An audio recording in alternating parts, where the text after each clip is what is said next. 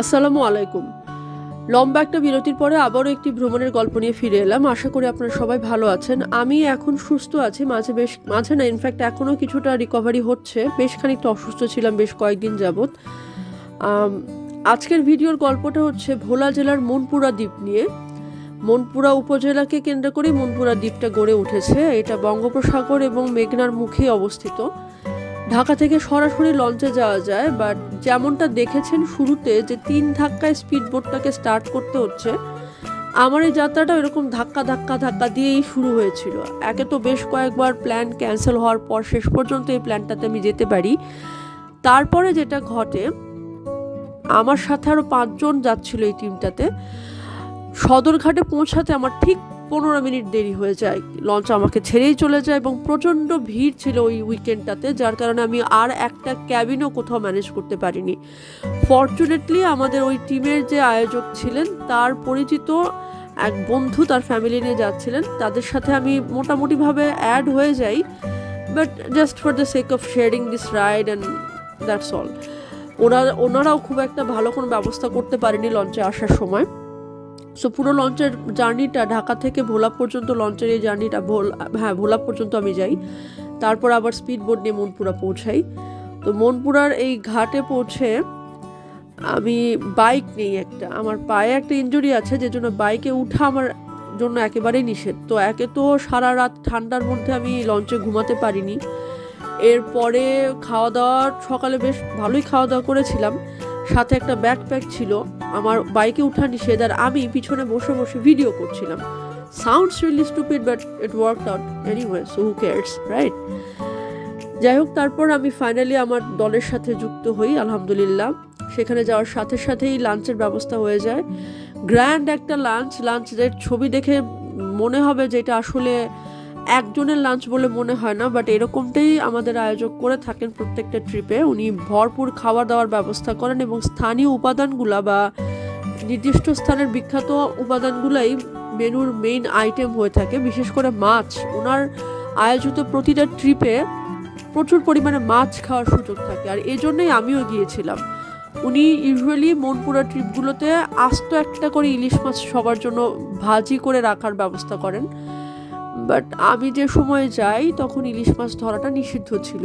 একটা খুব কুৎসিত দর্শন মাছ ওই সময় ধরা পড়ছিল গোটা মনপুরা জুড়ে, আর কোনো মাছই ছিল না। আবার ওটাকে আমরা যখন রাতের ডিনারের আগে আমরা আইল্যান্ডে ঘুরে ঘুরে বসে বসে আড্ডা দিই।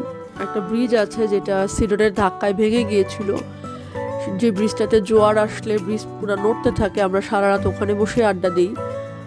তো একটা পর্যায়ে আমরা একটা কোল্ড স্টোরেজ ভিজিটে যাই, সেটা রাতের কাহিনী। এখন যেটা ঘটছে, অর্থাৎ এই যে 2টা অটোরিকশা দেখলেন পাশাপাশি ক্রস করলো, এই অটোরিকশাগুলোতে আমরা 6 জন 2টা টিমে ভাগ হয়ে আইল্যান্ডটা ঘুরে দেখতে বের হই।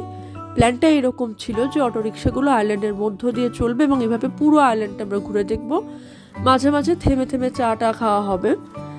সো আমার জন্য ভরপুর একটা অ্যাডভেঞ্চার ছিল। একে তো ঢাকা থেকে ভোলা পর্যন্ত লঞ্চে একা একা যাতায়াত করা, তারপরে আবার ভোলা থেকে ভোলার বেতুয়ায় নেমে এরপরের সময়টাও বেশ খানিকটা সময় একা একা ঘুরে একটা আনডিসাইডেড অবস্থায় থাকা যে কী করব। তারপরে এই টিমের সাথে স্পিড বোটে করে মনপুরা পৌঁছানো, সব কিছু মিলে আই ওয়াজ ওভারলি এক্সাইটেড। তো এরপরে যখন এই গ্রামের মধ্যে দিয়ে এভাবে আসতে থাকি আর দুই পাশের অপরূপ সৌন্দর্য দেখতে থাকি, তখন আস্তে আস্তে আমার মন শান্ত হতে থাকে এবং অ্যাডভেঞ্চারটা কমে গিয়ে ওই সময় রিল্যাক্সেশনটা আস্তে আস্তে টেক ওভার করে। অ্যান্ড একটা পয়েন্টে আমরা পৌঁছে যাই একটা বিচের কাছে। এই বিচটা মেঘনার তীরে অবস্থিত, আর এটার একটা পয়েন্টে একটা ছোট্ট ম্যানগ্রোভ ফরেস্ট আছে। আনফর্চুনেটলি আমি ওই সময় ভিডিওটা করতে ভুলে যাই এবং ছোট্ট 15-20 মিনিট একটা ট্রেক ছিল, এই কারণে আর ভিডিওটা করা হয়নি। খুবই সহজ ছোট্ট একটা ট্রেকের মতন ছিল ম্যানগ্রোভের মধ্য দিয়ে, হুইচ আই থরলি এনজয়েড। আর তারপরে আমরা সূর্যাস্ত দেখার জন্য বিভিন্ন পয়েন্ট, মানে কোন পয়েন্টটা দেখবো, প্রত্যেকটাই সুন্দর লাগছে, কোন পয়েন্টটা দেখলে বেটার লাগবে এটাই আমরা ডিসিশন নিতে পারছিলাম না, বাট আমাদের আয়োজক তো অভিজ্ঞ, উনি বারবার মনপুরা গিয়েছেন। সো উনি খুব সুন্দর একটা স্পটে আমাদের নিয়ে যান সূর্যাস্ত দেখার জন্য, যেখানে আমি আমার লাইফের one of the best sunset enjoy করি আলহামদুলিল্লাহ। এখান থেকে আমরা আবার আমাদের হোটেল জোনটাতে ফিরে যাই, অর্থাৎ মনপুরার উপজেলার যে মূল শহর কেন্দ্রটা, ওখানে যে নাস্তা করি, তারপর রাতের বেলা যেরকমটা বললাম যে আবার হাঁটাহাঁটি করতে বেরোই, ঘুরতে বেরোই, দেন সেই কোল্ড স্টোরেজ দর্শনে যাই, যেটার ভয়াবহ স্মৃতি আমার মনে থাকবে সবসময়। আশা করি আপনাদের মনেও থাকবে এটা দেখার পরে। যদি ভিডিওটা ভালো লেগে থাকে শেয়ার করবেন। পরের দিন কি ঘটলো থাকছে নেক্সট ভিডিওতে। Thank you very much for watching.